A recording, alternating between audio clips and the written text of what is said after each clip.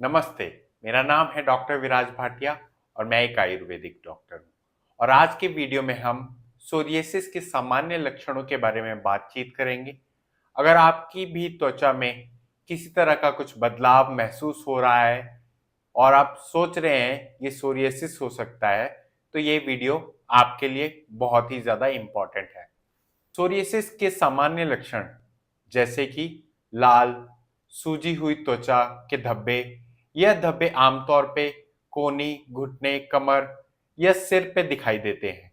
यह धब्बे अक्सर चढ़े हुए और कठोर होते हैं। इनकी सतह पर एक सफेद रंग की परत जमी हुई होती है। इन धब्बों का आकार और रंग अलग-अलग हो सकता है। एक और प्रमुख लक्षण है चांदी या सफेद परत। यह सफेद परत त्वचा के ऊपरी हिस्से पे जमा होती है। त्वचा बहुत ही जल्दी बदलती रहती है, तो ये परत बनती रहती है। कभी-कभी इस परत को खुरोचने पर एक रक्त का आपको कुछ बिंदु दिखाई दे सकता है या कुछ ऐसा लग सकता है जैसे ब्लीडिंग हुई है और ये फिर खुजली को और बढ़ा देता है। सोरियासिस की त्वचा खुजली और जलन का अनुभव बहुत ज्यादा होता है। रूखी हुई स्किन या खिंची हुई स्किन में खुजली का अभाव और जलन का अभाव बहुत ज्यादा होता है। इसी प्रकार जलन और खुजली के रहने पाने पर उसे उचित देखभाल और उपचार की जरूरत होती है। सोरियासिस के कारण त्वचा सूखी और फटी हुई हो सकती है। कभी-कभी यह दरार इतनी गहरी हो सकती है कि खून भी बहने लगता है।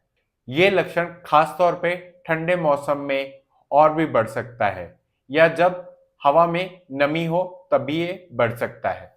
सोरियासिस केवल त्वचा तक सीमित ही नहीं है, बल्कि नाखूनों को भी प्रभावित करती है। कुछ-कुछ केसेस में नाखूनों में मोटापन, नन्हे-नन्हे गड्ढे रहना और रंग का बदलाव होना, ये बहुत कॉमनली देखा जाता है। नाखून कमजोर होने लगते हैं और टूटने लगते हैं।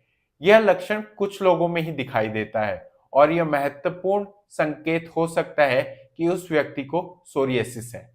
कुछ लोगों में सोरियासिस के साथ सोरियाटिक अर्थराइटिस का भी अनुभव होता है। इसका मतलब है कि उनके जोड़ों में सूजन रहना, दर्द रहना और सख्ती महसूस होती है।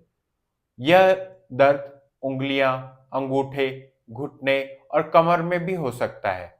यह लक्षण व्यक्ति के दैनिक जीवन में बहुत ही बाधा डालता है और सही टाइम पे इलाज करवाना बहुत ही आवश्यक होता है। सोरियासिस के फ्लेयर अप होने के चांसेस बहुत ज्यादा होते हैं और ये लक्षण बहुत जल्दी बढ़ जाते हैं। फ्लेयर अप का अक्सर क्या-क्या रीजन होता है, जैसे कि तनाव, मौसम में बदलाव या किसी की बीमारी के कारण या आप कुछ मेडिसिन लेते हैं, उनकी वजह से ये फ्लेयर अप बहुत जल्दी बढ़ सकता है। कभी-कभी फ्लेयर अप लंबा भी हो सकता है। सोरियासिस एक ऐसी स्थिति है जिसे पहचानने में थोड़ा टाइम तो लगता है, लेकिन सही लक्षणों को समझना और ध्यान रखना बहुत ही महत्वपूर्ण है।